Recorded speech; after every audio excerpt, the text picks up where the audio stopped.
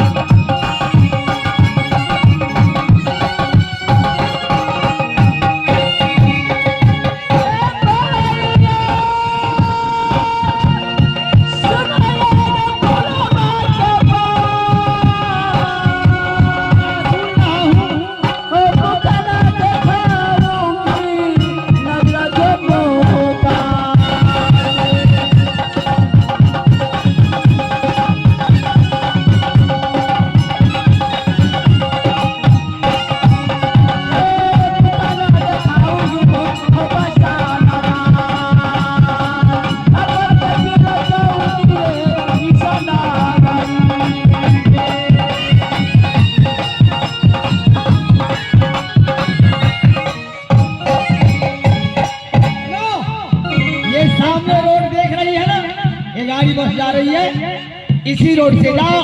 आगे स्याही बस्ती है, उससे आगे जंगल है, उधर ही जाना, इधर मत आना। अगर इधर आई तो मार देंगे खंजर तुमको,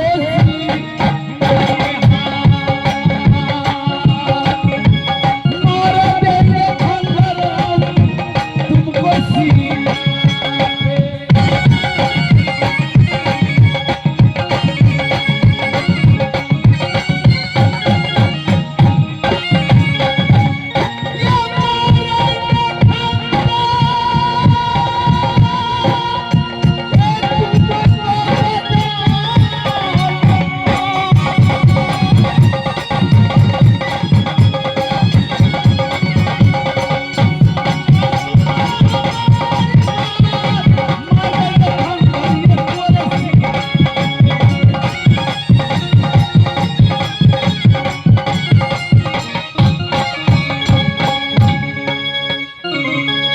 होया के दिला देरिया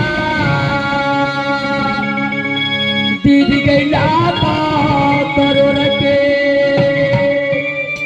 आया जो एक पैसा के नहीं देरिया समान या जो एक पैसा के देरिया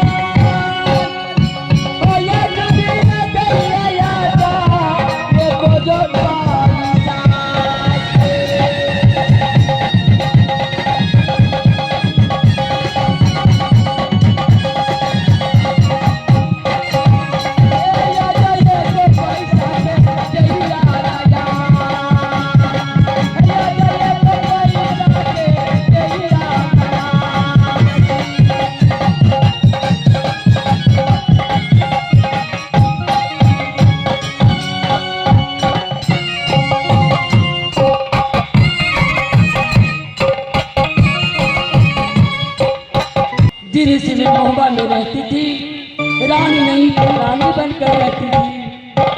आज कैसे मुसीबत आ गया हो जब जब याद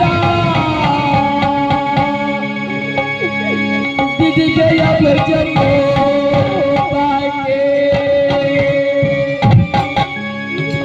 अब